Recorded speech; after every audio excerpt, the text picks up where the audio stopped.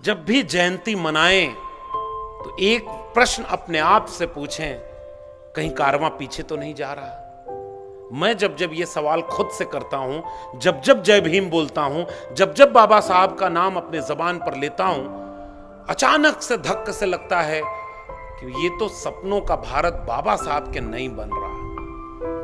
और कैसे नहीं बन रहा है? अभी हम लोग गाड़ी में आते समय उसका जिक्र कर रहे थे कि जिस विश्वविद्यालय में मैंने पढ़ाई की, फिर जिस विश्वविद्यालय में पढ़ाया, उस विश्वविद्यालय में एक डिग्री कॉलेज में एक प्रिंसिपल, सेंट्रल यूनिवर्सिटी के एक प्रिंसिपल सीमेंट से जो उसकी दीवारें पक्की हैं उसके ऊपर गोबर लीप रही थी कि अब विश्वविद्यालय में ज्ञान तभी मिलेगा जब गोबर से हमारा कैंपस रंगा होगा।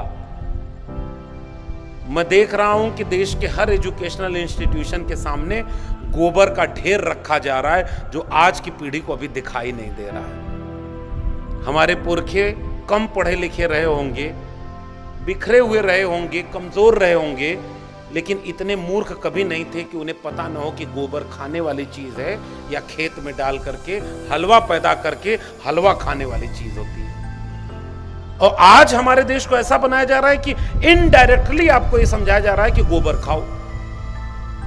बाबा साहब ऐसा देश नहीं बनाना चाहते थे, वो वैज्ञानिक चेतना वाला देश बनाना चाहते थे। इसीलिए अपने नारे में सबसे पहला शब्द उन्होंने कहा एजुकेट। तो कौन सी एजुकेशन देने की बात उन्होंने कही थी? ये वाली। इसलिए मैं कह रहा हूं कि इस आइडिया ऑफ इंडिया की हिस्ट्री को हमें अगली जनरेशन तक बताना है कि कबीर कौन थे, तथागत बुद्ध को अपना पहला गुरु बाबा साहब ने क्यों माना, क्योंकि बुद्ध ने वो रास्ता बनाया था। अपना दूसरा गुरु बाबा साहब ने संत कबीर को माना। तो कौन थे संत कबीर, और आज से 700 साल पहले कैसा भारत बनाना चाहते थे? आज की पीढ़ी से पूछ लीजिए, उसे पता ही नहीं होगा, उसे नहीं पता होगा। जिसके सिलेबस में कबीर लगे होंगे वही कबीर को पढ़ता होगा, बाकी सब भूल गए कबीर को। और कबीर को यह बात पता थी कि एक दिन दुनिया ऐसी भूल जाएगी, फिर भी अपने हिस्से का काम करके चले गए। संतों मानुष तन बौराना, और उसी के पैरेलल लिख रहे हैं संतों ऐसा जग बौराना, साच कहो तो मारन धावे और झूठे जगपति आना। अगर आप झूठ बोलोगे तो आप सम्मानित किए जाओगे, बड़ी बड़ी कुर्सी पर बिठाए जाओगे, चुनाव भी जीत जाओगे, और सबसे बड़े कुर्सी पर भी बैठ जाओगे, और सबसे बड़ी कुर्सी पर बैठ करके सबसे बड़ा झूठ बोल दोगे, और तब भी आप अवतारी हो जाओगे। आपको कोई नहीं कहेगा कि झूठ बोल रहे हैं। इस सलीके से मैं एतबार न करता तो और क्या करता। 15 लाख आया क्या, और उस पर कहना ठीक नहीं है। इन्होंने, राम टेके जी ने इशारा कर ही दिया है कि अगर मैं दिल्ली में कोई पार्टी बनाऊं तो उसका पहला कैडर यहाँ ब्रह्मपुरी में भी मिल ही जाएगा। इतना हम लोग नई नई चीजें बनाते रहते हैं। खैर, झूठ के दौर में हम सच को याद करने के लिए यहाँ इकट्ठा हुए हैं, और सच के जो नायक हैं, उस सच के नायक में कबीर सबसे बड़ा नाम है कि सच कहने की हिम्मत दिखाई।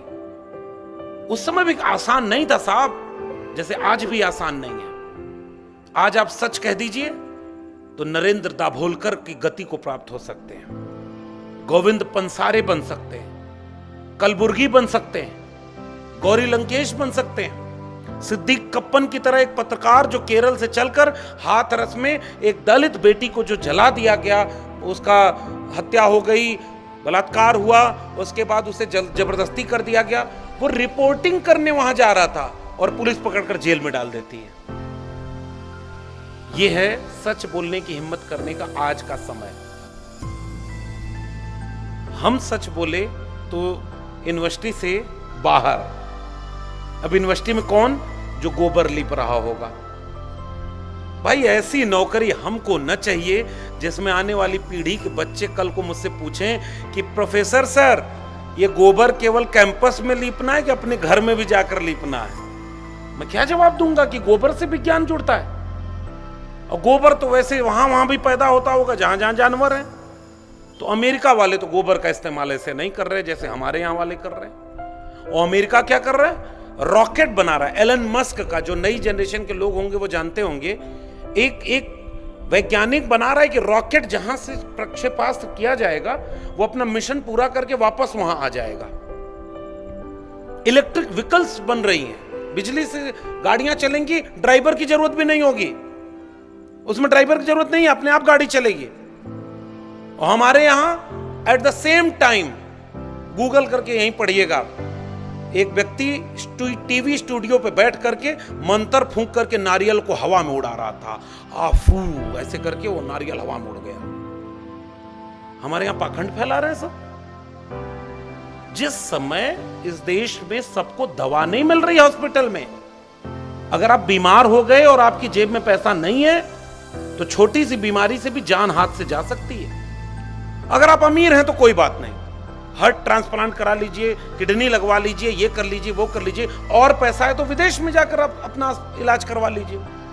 गरीब हैं तो क्या होगा साहब, सरकारी अस्पताल में दवाई मिल रही है क्या?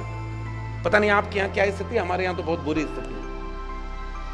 शिक्षा सरकारी अस्पतालों में, सरकारी जगहों पर मिल रही है क्या सबको? गरीबों के बच्चों को अच्छी शिक्षा मिल रही है क्या?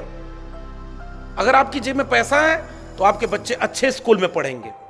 अगर आपकी जेब में पैसा नहीं है तो आप अपने बच्चों को अच्छे स्कूलों में नहीं भेज सकते, क्योंकि शिक्षा महंगी हो गई है। और शिक्षा महंगी हो गई तो सबसे पहले उनके हाथों से दूर होगी जो सबसे बाद में शिक्षा पाना शुरू किए थे।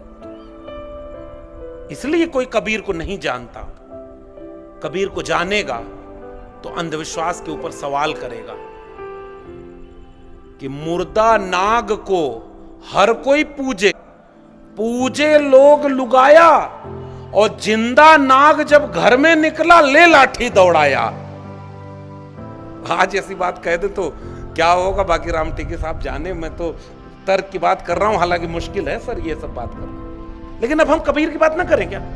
कबीर ने साइंटिफिक टेम्परामेंट की बात की थी कि